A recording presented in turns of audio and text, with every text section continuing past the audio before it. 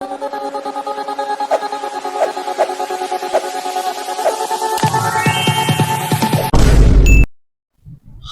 Hello viewers, நான் உங்கள் PK வந்தாச்சு.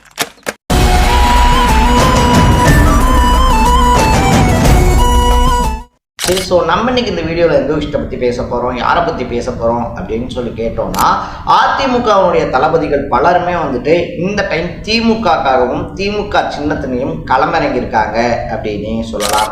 மனோஜ் பாண்டியன் ஒரு பக்கம், வைத்தியலிங்கம் ஒரு பக்கம் அப்படின்னு சொல்லிட்டு பல தளபதிகள் இருந்தாலும் இவங்க எல்லாத்துக்கும் தளபதியாக இருந்தவர் தான் அண்ணன் ஓபிஎஸ் அப்படின்னு சொல்லலாம். ஸோ போடி அப்படின்னா ஓபிஎஸ், ஓபிஎஸ் அப்படின்னா போடி நாயக்கனூர் அப்படின்னு சொல்லக்கூடிய அளவுக்கு வந்துட்டு போடி தொகுதியில் ஹேட்ரிக் வின் அதை வந்துட்டு தன்வசப்படுத்தினதோட மட்டும் இல்லாமல் அந்த தொகுதியிலேருந்து ஜெயிச்சதுனால வந்துட்டு முதலமைச்சர் பதவி வரைக்குமே அலங்கரித்தவர் தான் ஓபிஎஸ் அப்படின்னு சொல்லணும். ஜெயலலிதா காலம் வரைக்குமே வந்துட்டு பார்த்தோம் அப்படின்னா ஓபிஎஸ் அப்படின்னா வந்துட்டு இந்த அதை எப்படி சொல்கிறது, நன்றி உணர்வு இருக்கு இல்லையா, நன்றி உணர்வினுடைய மறு உருவம் அப்படின்னு சொல்லக்கூடிய அளவுக்கு வந்துட்டு அவ்வளவு அடக்கமான ஒரு அரசியல் தலைவராக இருந்தவர் அப்படின்னு தான் சொன்னோம். ஜெயலலிதாவுடைய மறைவுக்கு அப்புறமா வந்துட்டு பார்த்தோம் அப்படின்னா இபிஎஸ் தன்னை கட்சியை விட்டு நீக்கினதுனால அவருக்கு எதிராக வெடிச்சிருந்திருந்தாலும் அதுக்கப்புறமா வந்துட்டு எந்த பதவியுமே இல்லாமல் என்னை கட்சியில் சேர்த்துக்கிட்டா மட்டும் போதும் அப்படின்ற மாதிரியான டிமாண்ட் எல்லாம் முன் வச்சு அதையும் இபிஎஸ் கண்டுக்கலை அப்படின்றதுனால தன்னுடைய அரசியல் எதிர்காலத்தை காப்பாற்றிக்கணும் அப்படின்றதுக்காக திமுகல ஐக்கியமாக இருக்காரு அப்படின்னு சொல்லலாம். ஸோ அப்படிப்பட்டவருக்கு வந்துட்டு பார்த்தோம் அப்படின்னா மறுபடியும் போடி தொகுதி திமுக சார்பில் ஒதுக்கப்பட்டிருக்கு அப்படின்னு சொல்லலாம். 3 டைம் வந்துட்டு அதிமுக சார்பில் நின்று ஜெயிச்சவருக்கு KA செங்கோட்டையனுக்கு இருக்கிற மாதிரி சேம் அதே அளவிலான ஒரு பிரச்சனை அப்படின்றதும் இருக்கு. அது அந்த சின்ன பிரச்சனை அப்படின்னு சொல்லலாம். சின்ன பிரச்சனை கிடையாது, சின்ன பிரச்சனை அப்படின்னு சொல்லலாம். அதாவது இது வரைக்குமே வந்துட்டு பார்த்தோம் அப்படின்னா இரட்டை இலைக்கு ஓட்டு போடுங்க அப்படின்னு சொல்லி கேட்டு பழகி அந்த மக்களும் அந்த ஏரியாவில் இருக்கக்கூடிய மக்களும் இரட்டை இலையில ஓட்டு போட்டு பழகி அவங்கள ஜெயிக்க வச்சவங்க இப்ப திடுதிப்புன்னு வந்துட்டு பார்த்தோம் அப்படின்னா ஓபிஎஸ் அதுக்கு நேர் எதிரான உதயசூரியன்ல ஓட்டு போடுங்க அப்படின்னு சொல்லி கேட்க ஆரம்பிச்சிருக்காரு. ஸ்டாலினுடைய திட்டங்கள் இருக்கு இல்லையா, அது வந்துட்டு பார்த்தோம் அப்படின்னா கிராமங்கள் வரைக்கும் போய் சேர்ந்திருக்கிறதுனால வாக்கு கேட்க ஈஸியா இருக்கு அப்படின்னு சொல்லி என்னதான் அவர் ஸ்டேட்மெண்ட் கொடுத்தாலும் அந்த அரசியல் கள நிலவரம் அப்படின்றது இருக்கு இல்லையா, அது படுபயங்கரமா போய்கிட்டு இருக்கு அப்படின்னு சொல்லப்படுது. ஃபர்ஸ்ட் ஆஃப் ஆல் வந்துட்டு பார்த்தோம் அப்படின்னா திமுக இருக்கக்கூடிய நிர்வாகிகளே ஓபிஎஸ்னுடைய வருகை அப்படின்றத பெரிய அளவில் ரசிக்கலை அப்படின்னு சொல்றாங்க. இதுக்கு முக்கியமான காரணம் என்ன அப்படின்னு சொல்லி பார்த்தோம்னா, பல வருஷமா வந்துட்டு நம்ம திமுகக்காக வேலை பார்த்துட்டு இருப்போம். ஆனா திடுதிப்புன்னு வந்துட்டு அதிமுக இருந்து வந்த ஒருத்தரை கேண்டிடேட்டா நிப்பாட்டி அவருக்காக வேலை பார்க்க சொல்லுதே தலைமை, இது வந்துட்டு எப்படி சரி அப்படின்னு சொல்லிட்டு பொங்கி எழுறாங்க.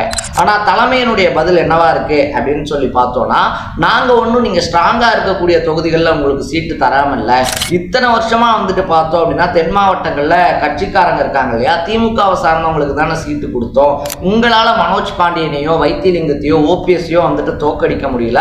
அண்ட் அவங்க வந்துட்டு பார்த்தோம் அப்படின்னா சிட்டிங் எம்எல்ஏவா இருக்காங்க. ஸோ சிட்டிங் எம்எல்ஏக்களா இருக்கக்கூடியவங்க கட்சியில வந்து சேரும்போது அவங்க வைக்கக்கூடிய முதல் டிமாண்டே வந்துட்டு பார்த்தோம் அப்படின்னா மறுபடியும் எங்களுக்கு எம்எல்ஏ சீட் தரணும் அப்படின்றதா தான் இருக்கு. ஸோ கட்சியை வந்துட்டு வளர்த்தெடுக்கணும், வரக்கூடிய எலெக்ஷன்ல வந்துட்டு கட்சி அதிக அளவிலான இடங்கள்ல ஜெயிக்கணும், அதை தாண்டி வந்துட்டு தென் மாவட்டங்கள்ல திமுக தங்களுடைய ஆதிக்கத்தை செலுத்தணும் அப்படின்னா அதுக்கு இவங்கெல்லாம் தேவை. அதனாலதான் நாங்க சீட்டு தரோம், எலெக்ஷன் முடிஞ்சதுக்கு அப்புறமா உங்களுக்கு சீட்டு தரல அப்படின்னாலும் உழைக்கிறவங்க இருக்காங்க இல்லையா, ஸோ உழைக்கக்கூடிய நிர்வாகிகளுக்கு வந்துட்டு வெயிட்டான பதவிகளை தர்றோம் அப்படின்னு சொல்லிட்டு சமரசம் பேசுதான் திமுக தலைமை. இது எல்லாத்தையும் தாண்டி வந்துட்டு பார்த்தோம் அப்படின்னா அதிகப்படியான ஓட்டு வாங்கி தரக்கூடிய பூத் இருக்கு இல்லையா, அந்த பூத்துக்கும் பூத் நிர்வாகிக்கும் 5 பவுன் தங்க கேடயம் தர்றேன் அப்படின்ற அதிரடியான அறிவிப்பையும் வெளியிட்டிருக்காரு ஓபிஎஸ்.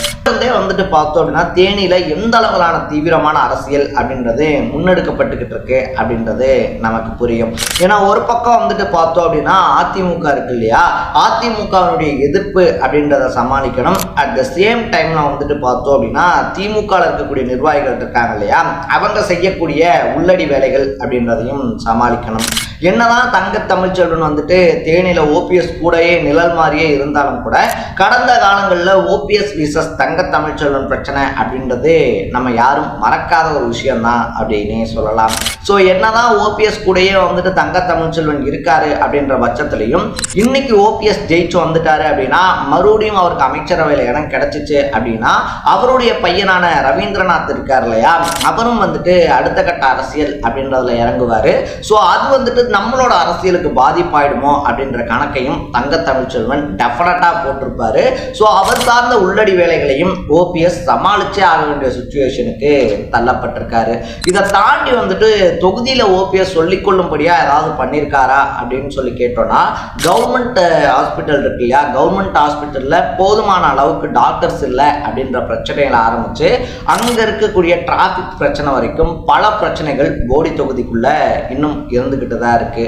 ஆனா இது எல்லாத்தையும் தாண்டி வந்துட்டு பார்த்தோம்னா அங்க இருக்கக்கூடிய முக்குளத்தோர் சமுதாய ஓட்டுக்கள் இருக்கு இல்லையா, அதை ஒவ்வொரு எலெக்ஷன்லையுமே சிந்தாம செதறாம ஓபிஎஸ் வாங்குறதுனாலதான் கன்சிஸ்டண்டா அங்க ஜெயிச்சிருக்காரு அப்படின்னு சொல்லலாம். ஸோ நம்மள ஒருத்தரா இருந்து போய் தமிழ்நாட்டினுடைய முதலமைச்சராக இருக்காரு, நம்மளே வந்துட்டு நம்மள ஒருத்தனை ஆதரிக்கலனா எப்படி அப்படின்னு சொல்லிட்டு அங்க இருக்கக்கூடிய சமுதாய தலைவர்கள் இருக்காங்க இல்லையா, அவங்க எல்லாரும் மக்கள் கிட்ட வைக்கக்கூடிய பிரச்சாரம் தான் இத்தனை வருஷமா வந்துட்டு எடுப்பட்டு அவரை எம்எல்ஏ ஆக்கி அதுக்கப்புறமா துணை முதலமைச்சராக்கி முதலமைச்சரே ஆக்கி இருந்துச்சு அப்படின்னு சொல்லலாம். ஸோ அந்த அளவுக்கு வந்துட்டு மக்கள் அவர் மேல பாசமும் மரியாதையும் வச்சிருந்தாலும் கூட இந்த டைம் எதிரி முகாமான திமுக சேர்ந்திருக்காரு அப்படின்னு சொல்லலாம். ஸோ இபிஎஸ் கொடுத்திருக்கக்கூடிய துரோகி அப்படின்ற பட்டத்தோட இந்த எலெக்ஷனை ஃபேஸ் பண்றாரு. இபிஎஸ் அழுத்தத்தை ஒரு பக்கமும் உட்கட்சிக்காரர்களுடைய எதிர்ப்பை ஒரு பக்கமும் சமாளிச்சு எப்படியாவது ஜெயிச்சே ஆகணும், ஜெயிச்சா மட்டும்தான் எதிர்கால அரசியல் வாழ்க்கையை பார்க்க முடியும் அப்படின்றதுனால ஓபிஎஸ் பம்பரமா சுத்திக்கிட்டு இருக்காராம். ஸோ இந்த வீடியோவை பார்க்கக்கூடிய நீங்க தேனி போடி சைடு இருந்தீங்கன்னா வரக்கூடிய எலெக்ஷன்ல ஓபிஎஸ் ஜெயிக்கிறதுக்கான வாய்ப்பு எப்படி இருக்கு அப்படின்றத கமெண்ட் பண்ணிட்டு மறக்காம சேனலை ஃபாலோ பண்ணி சப்ஸ்கிரைப் பண்ணிக்கோங்க. நாளைக்கு இதே மாதிரி இன்னொரு இன்ட்ரெஸ்டிங்கான வீடியோவோட சந்திக்கலாம். தர பை பை.